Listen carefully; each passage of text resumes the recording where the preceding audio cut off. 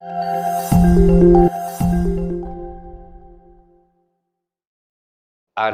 di Mekah itu dulu Pak, sahabat Rasulullah ini umurnya baru 17 tahun.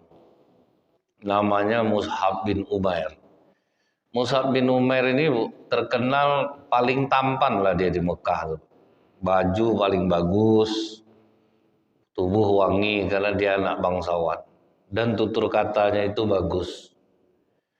Jadi begitu dia masuk Islam, diputuskan orang tuanya lah seluruh bantuan. Jadi dia tidak dapat lagi uang.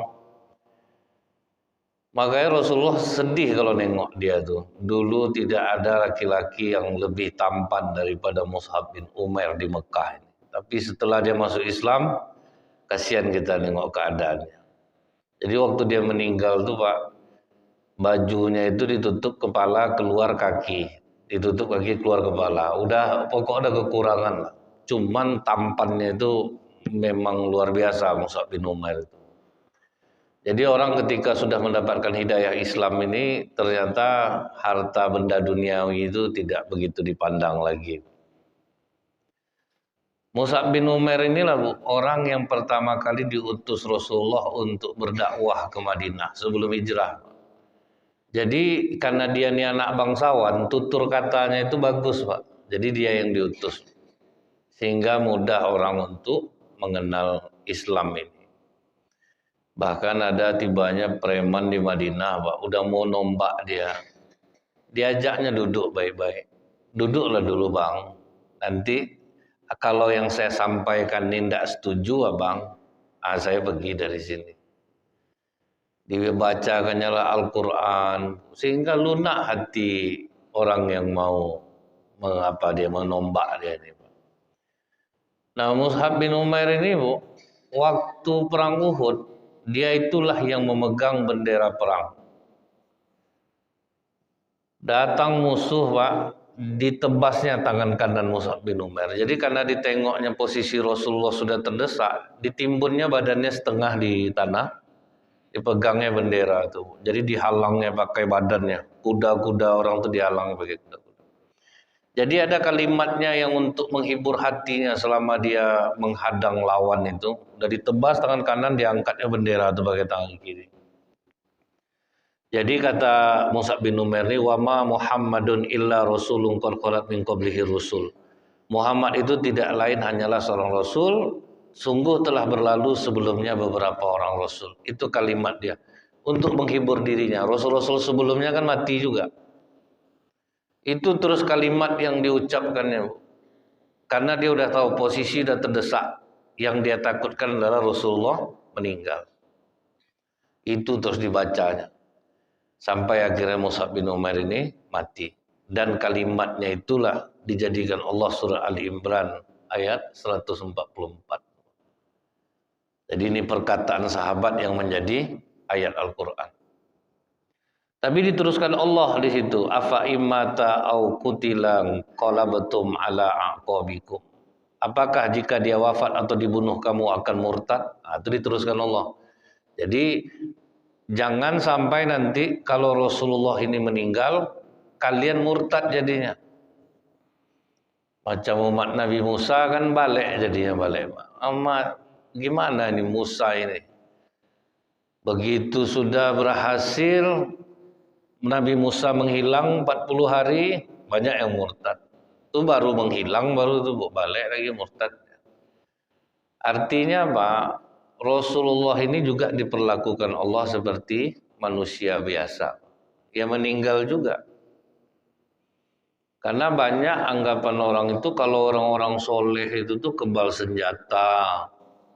Tuh masuk maling ke rumahnya tuh kurung aja maling tuh. Manalah ada macam itu Pak. Kalau tiba kemalingan ya kemalingan.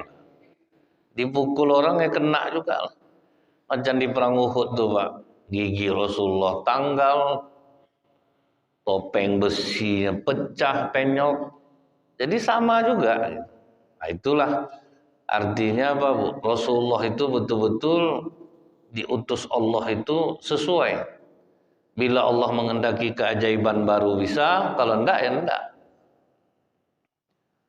Kemudian apa kata Allah lagi dalam surah Ali Imran ini, barang siapa berbalik ke belakang atau murtad, maka ia tidak dapat mendatangkan mudarat kepada Allah sedikit pun. Mau kita soleh, mau tidak soleh, tidak ada untungnya bagi Allah. Ingat saya dulu Pak ya, saya bilang sama orang, sholatlah lagi bang, umur udah berapa nih? Terus dia bilang, nantilah kalau saya udah nikah baru saya sholat. Saya bilang Allah tidak butuh sholat abang.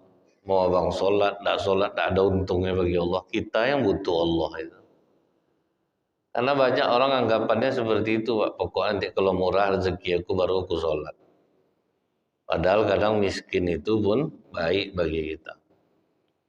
Nah jadi kata Allah, siapa yang murtad tidak akan ada menguntungkan aku sedikit pun. Dan Allah juga menegaskan bahwa ma ja'alna lil bashari min qablika khulda afa imitta fahumul khalidun. Dan tidak seorang pun kami jadikan hidup abadi di dunia. Engkau saja mati Muhammad. Bagaimana mungkin mereka kekal? Nah, jadi kan udah jelas di sini Pak ya. Manusia itu pasti mati. Tidak terkecuali Rasulullah Sallallahu Alaihi Wasallam sendiri. Jadi jangan dianggap punya keajaiban, umur bisa panjang. Makanya misteri tentang Nabi Khidir itu, Bu, Rasulullah pernah mengatakan, kalau memang Nabi Khidir masih hidup, seharusnya dia mengikut kepadaku. Kecuali macam Nabi Isa itu kan dimatikan, Pak. Diangkat ke langit itu kan artinya mati. Nanti baru dihidupkan Allah kembali di akhir zaman. Ini sibuk nyari Nabi Khidir aja orang. Pokoknya nampak orang pakai ini hijau-hijau tuh. Kan Khidir tuh kehijau-hijauan di mana dia duduk hijau. Nah, banyak lah orang ngaku Nabi Khidir aja. Ada seorang yang punya jubah macam itu di Arab Saudi itu kan banyak. Nabi Khidir, Nabi Khidir. Kalau misalnya ada pasti harus melapor kepada Rasulullah. Harus ketemu dia sama Rasul. Nabi Musa aja pernah memohon kepada Allah, jadikan aku umat Muhammad. Kata Allah, kau sudah terlanjur duluan. Muhammad itu belakangan. Tidak bisa. Sedangkan memakai mukjizat Nabi lain aja tidak boleh Rasulullah. Ketika Rasulullah mengikat jin di Masjid Madinah, sempat membaca doa Nabi Sulaiman, Rabbi firli wa habli mulkan. Kata Allah, itu punya Sulaiman, bukan punyamu ya Rasul. Nah, jadi tidaklah bisa dipakai. Tambahlah orang sekarang, pas mau dibakar api, dibacanya lah Allah mengatakan kepada api di ayat Nabi, Qulna ya nar kuni bardan salaman. Manalah anguslah tangan membengkak, sudah tubuh meletup.